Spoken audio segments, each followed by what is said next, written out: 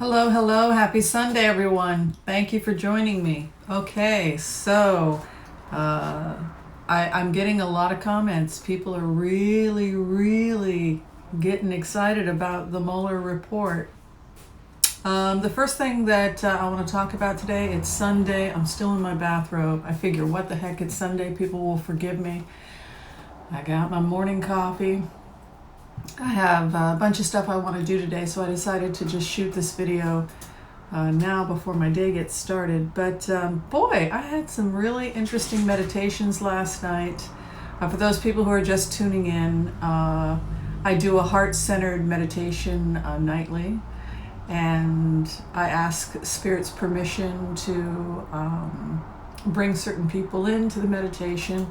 And then we ask questions during the meditation, and then we record those, what we sense or we feel in the meditative state, and then we see if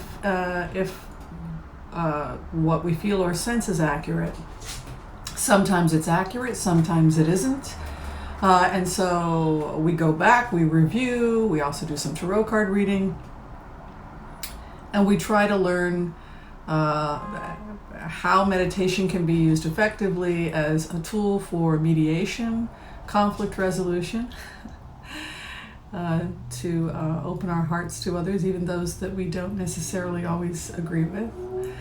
And the idea, if you're looking at it from the Tibetan perspective, the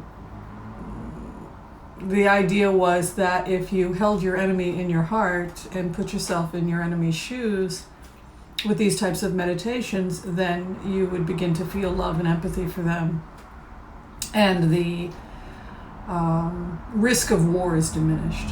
That's the purpose of the heart-centered meditation. It's this idea that we can begin to put ourselves in the shoes of the other person. So that's what that is what we do. I'm just making my notes of everything I want to connect with today, talk about. So the first thing I want to talk about is the incredible shrinking Mueller report. Yes, the incredible shrinking Mueller report. You know, there are a lot of feelings about it, that information is being suppressed, that the American people have a right to know, that Barr is up to something. But if you're asking about what I think might be going on behind the scenes, and if you're asking about previous meditations with meditations with people like Lindsey Graham, Bob Mueller, you know, when I've done my meditations, the feeling I get is that there could still be on the table resignation in exchange for immunity for himself and his children. So if you're negotiating resignation in exchange for President Trump and his children, that there's a very specific formal way you would have to do that. The first phase is that the lawyers on both sides would have to agree to the terms of the deal. The children would have to be called in individually depending upon the nature of what they're being accused of, and then they would have to each give sealed confessions, and then those sealed confessions would be protected, and in exchange for those sealed confessions, they would be granted immunity with certain conditions. They wouldn't be able to talk about the deal, etc., etc. So if all three of Donald Trump's children were to agree to that, all three that have been under investigation, if that was in the works, then it would not be able to go into a smaller redacted Mueller report. And it would also explain why there would be no further need for indictments at this time. That is one possible explanation. I do know that when we've looked at the cards before, there's been all these offers to the president rejecting offers. I'm going to turn this down. I'm going to fight all the way. At the same time, his children are trying to get their own immunity deals. That's what it looks like, and it could be an explanation for why we're seeing what we're seeing. It was interesting to be in Donald Trump's energy last night because he's one of the people that I was meditating on, doing the empathy meditation. During the meditation, trying to sense or feel what he was going through. And it was interesting because in the meditative state, I sometimes go into these lucid, dreamlike / imaginary states, and then I document them to see if there's any truth in the magic. And so here is the meditation. So Donald Trump came into the meditation, and he said, well, I figured I had a 50-50 chance of it being good news or bad news, the Mueller report. And he said that he decided to do an old-fashioned Scottish wake at Mar-a-Lago. I thought that was kind of cool. That he invited all of his friends down to Mar-a-Lago, and the friends at Mar-a-Lago were joking that they were doing a wake for the Mueller report. Like, we're going to do a Scottish wake down at Mar-a-Lago, that it's dead, it's over, that the witch hunt is over. But really, as far as Donald Trump was concerned, he really wanted to show some gratitude for the people that had supported him and stuck with him while this whole thing was going on. And so, yeah, they turned it into kind of a party, like a wake. In case the news is bad or in case it's downhill from here. So Donald Trump decided to turn Mar-a-Lago into a Scottish wake for the weekend to show gratitude to his supporters, and in case the news on Monday is going to be bad. In terms of the relationship he has with Lindsey Graham, which has gotten stronger and stronger, and Lindsey Graham is with him in Mar-a-Lago. Like I had said yesterday, it feels like a lady in waiting. She's the lady in waiting to the queen who is awaiting her execution at the Tower. The attendant who goes with the accused up until the time that their head gets chopped off. It's that kind of a feeling, Catherine Howard in the Tower of London with her handmaidens awaiting her execution dates. It's kind of that kind of feeling. So, and then the feeling that Mar-a-Lago is like a Scottish wake. I thought that was very, very interesting. The shrinking Mueller report that I had talked about for the last couple of weeks really, from the Republican perspective or from Barr's perspective, the argument, and I think that they have some legitimacy to this argument, is that nobody is, our system of government, our laws is such that everyone is innocent until proven guilty, and that President Trump has not received a hearing, and he's been vilified in the media, and everyone is granted to be treated the same way, innocent until proven guilty, and he can't, it's created chaos in DC, and it's, the biggest champion, Lindsey Graham, who I'm convinced has Stockholm syndrome, but that's, and I'm convinced Beauty had Stockholm syndrome. She gets kidnapped by a beast and falls in love with him. So you do the math. But so that's what's going on with Lindsey Graham. He's got an unusual relationship with the president. He respects the office of the presidency. He feels that the president is being brutalized by the media, and that everyone has a right to a fair hearing, etc. So the shrinking Mueller report that's coming out is most likely redacted because there are ongoing investigations, and if there are any sealed confessions in exchange for immunity, that would explain it. The other thing that I got last night had to do with Rod Rosenstein and the kind of double agent he had to be, and what a hero he'll be thought of as a historical figure. In the sense that Rod Rosenstein really not only began the investigation, but he was documenting unusual or odd things that he saw, exchanges between the president and himself, and he was the one that got the ball rolling in ways that, had that not happened, we probably wouldn't be where we're at right now. And last, there were some interesting tidbits about Kellyanne Conway and her husband, George. Thank you, everyone who corrected me. I only had 100 corrections. I'm just teasing. Yeah, when you're filming, your names, you're old. I'm over 50. I can't always remember.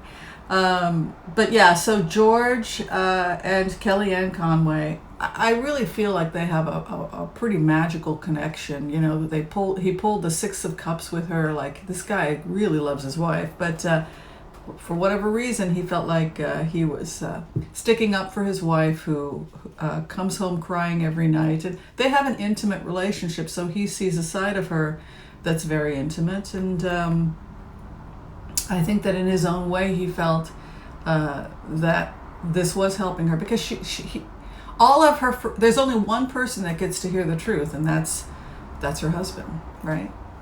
All right, so I'm going to go ahead and shuffle for what the week that will be. Let's just see what's coming up for the week. Remember, I had said that starting on March 11th, the energy is getting heavier and heavier and heavier and heavier and heavier until it's extremely painful by the end of March. So we're in it now. This energy that's getting heavier and heavier and heavier. So let's take a look. We'll use my old deck, my old worn and trusted deck, and everything's going to be straight up. Let's take a look. All right. How will the week go? How will the week go? Get some space here. How will the week go?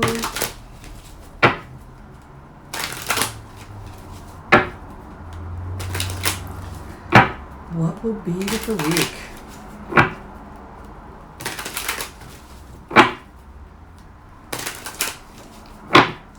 They want attention off of Mueller. They want attention off this investigation, and they want DC to go back to normal.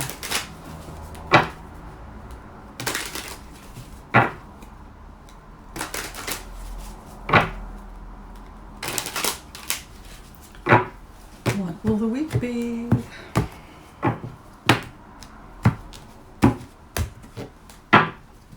I love the spring. Such a nice time.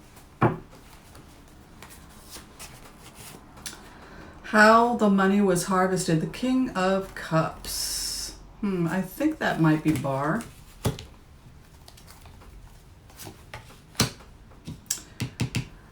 Working in DC, creating budgets. There is the businessman, the finances, exploring the finances, going into smoother waters.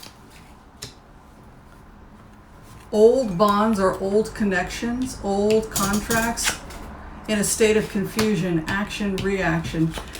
People don't know where they stand right now with previous allies and previous relationships. That's how I would interpret it. There is a sense of calm or smooth waters, a feeling of hope that things are going to get back to normal.